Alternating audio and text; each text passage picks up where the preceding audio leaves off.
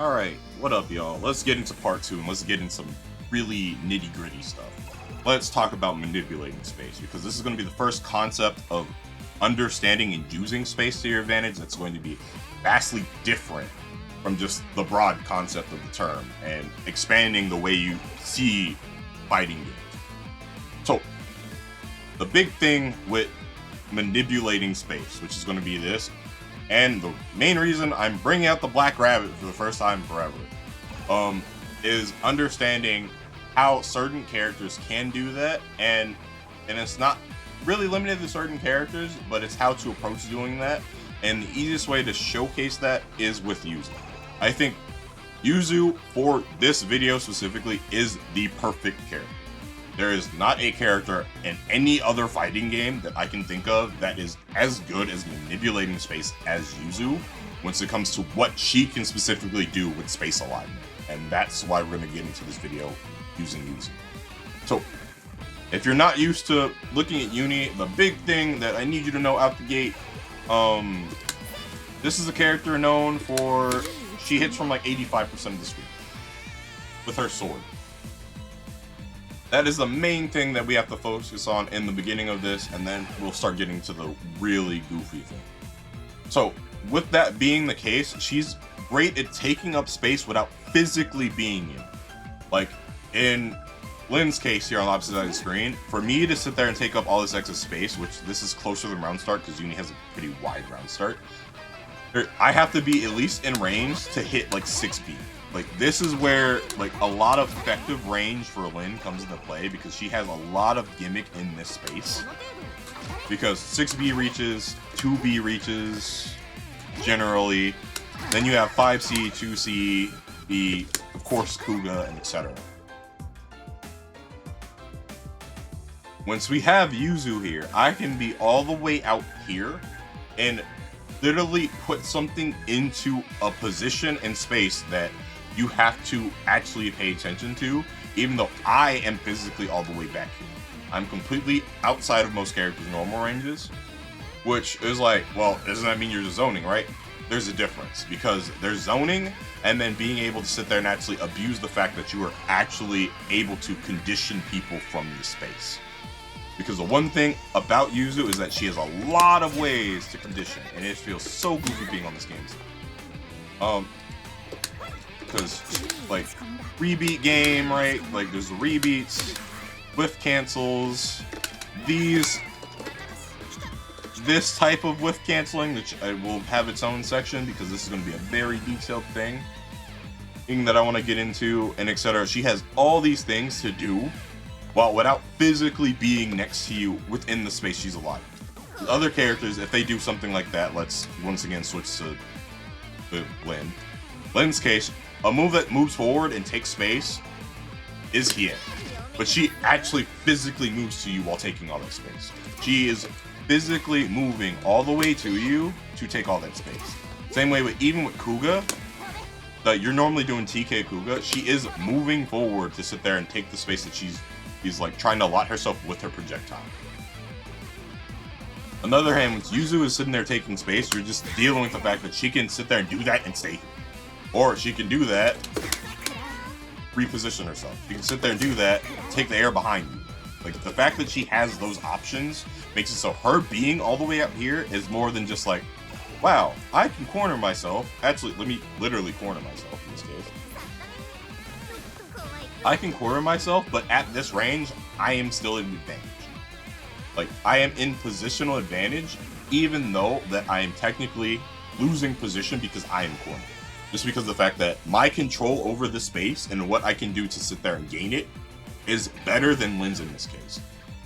Lynn has a very direct forward kit. It's not the most direct forward, but like the things she's doing within this are not as intricate and layered as things that Yuzu can do in this space.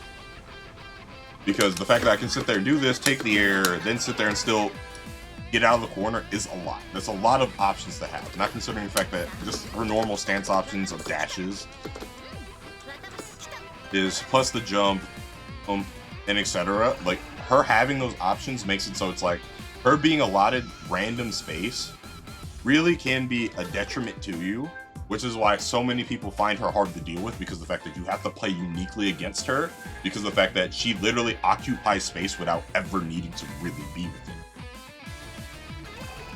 Now, this can also lead into other concepts of occupying space without ever being within it, which is my favorite concept of basis of misdirection.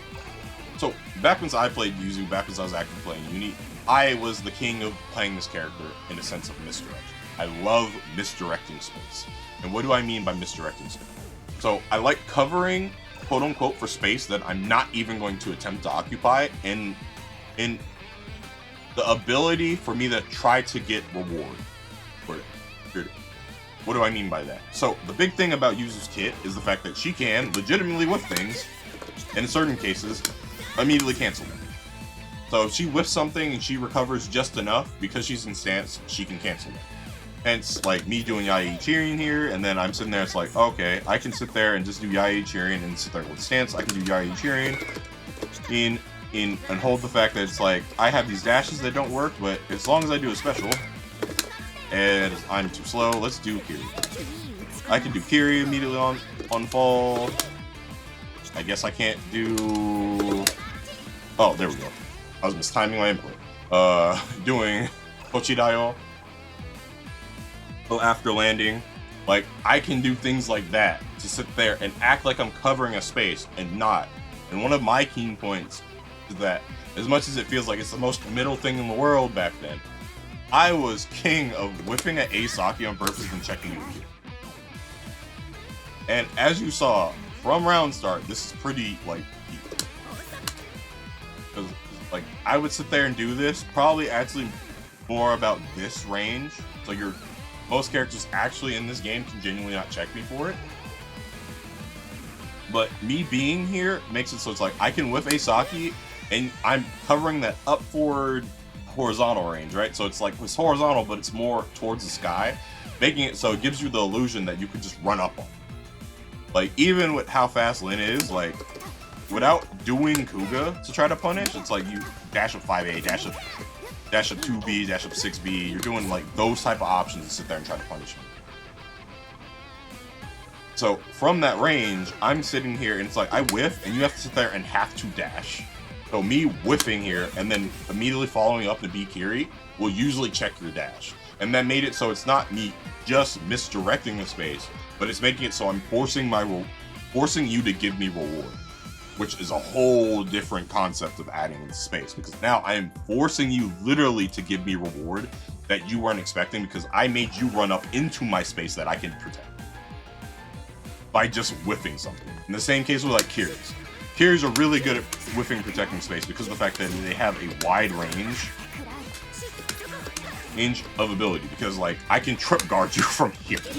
Like, if you decide to jump late and you, like, if I sat there and made you block, like, I can still technically, in a very unique way, delay trip guard you from there. Where it's like, I'm not immediately checking your jump, but if you weren't immediately reacting, it's like, alright, let me try to jump in extremely late after you block the carry, like, I can potentially catch your jump start up with a low. Like, that can actually just happen. In the same way, it's like, I can sit there and do all of this, I hate it, and then still sit there and whiff cancel. Like, so I can protect my space in multiple ways, even after I'm whiffing. So that adds a lot of misdirection to the space, especially as, like, even as I do things super committal, like, again, Yai Ichirin here, it's like, I'm doing a slow, it moves me forward, and I am in the air, even if I do it from grounded, like I did the A. The fact that I can do A and sit there and immediately land, and sit there and do a Kiri. Sit there. Haha. I can sit there and do a Kiri. Makes it so it's like, I am now acting like I'm giving you the opportunity to hit me, and I can still sit there and protect myself.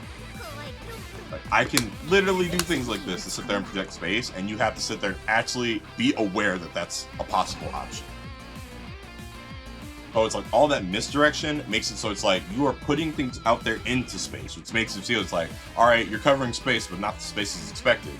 And then you still gain reward from it. It's a way of reward sourcing. Reward sourcing is a concept that I will talk about way later, and shoutouts to Alps, even though this is not a Melty video yet. or it doesn't have melty in it yet, where Alps did a video on this already. I will probably link it in the description of that video and this video, because I think understanding reward sourcing is a great thing, because it opens up your options to not think very linear about how you get reward, and to sit there and lean on that.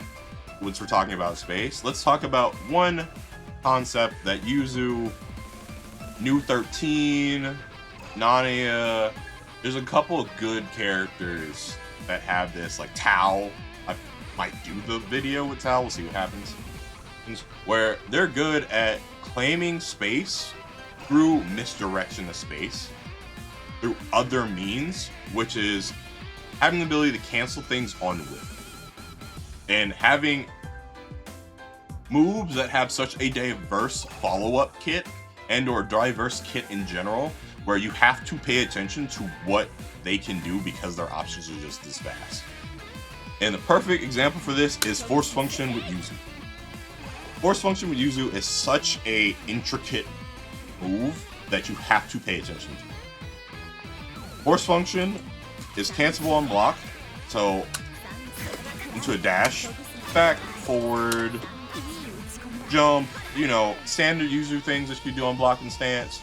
But then you also have to consider the fact that, one, it's cancelable from other things into those same cancels. He has FFA, which FFA also has those cancels. And the more important thing, which is what I really pushed and introduced to the Yuzu community early on, was the fact that she can just completely cancel her FF and not do it at all. This allows for a lot of misdirection in space, because of the fact that you now can not only take space, but now you can take space without actually asserting your dominance within the space. Now you can actually truly mislead people into gaining reward without doing it, because now you have to really pay attention to the option. Like if I sit there and I have Lin blocking Saki from this distance rate, if me doing FF here, I can go forward, I can back off, but the fact that it's like I can sit there without actually having the FF sit there and happen, I can now take the space and now just claim it. So the fact that I can just initiate even from way out here, and you think I might be protecting my space from like way out here by putting out the Bisaki, but I can sit there and now just take the space without ever putting the actual move out that you're thinking is going to protect that space. That is extremely layered, because now it's like I'm putting moves out that you would now have to think is like, what will I do? Will I just sit there and try to gain in the positional advantage? Will I back off and lose positional advantage, which in Yuzu's case is that backing off to keep that zoning position or that zoning in play favor for keep away? Or will I actually sit there and use the move that you're thinking about and sit there and protect myself? There's now 3 options being put out there that you have to all consider all at once. And that is like very keen, like unique misdirection that only certain characters have. Like again, like characters I'm listing off top, it's like Yuzu does this with Force Function. New 13 does it with her overhead, because in New 13 specifically, not Lambda, you can cancel the overhead to fake it. Tao just has a lot of movement in general, and her movement is cancelable into other movement depending on how you use her movement. Nania has the dashes, right? Where one's command grab, one's the horizontal slash, and he also has the fake. And being able to sit there and command space without actually doing anything, just to fake that you're commanding the space, does a lot. So it's like concepts like that interwoven into this gigantic broad concept of space makes it so it's like there's a lot of things that you can sit there and think about in just adding space. And these aren't really layers as much as the fact that it's like, take it out of just the generic picture and look big, right? Which is why I'm saying, again, bigger picture. So with that, I'm going to call that a video. I think this is probably running like 12-15 minutes. I actually cannot see my OBS window thanks to someone sending me a message on Discord. So with that being the case, later, and we're going to get into another video soon-ish.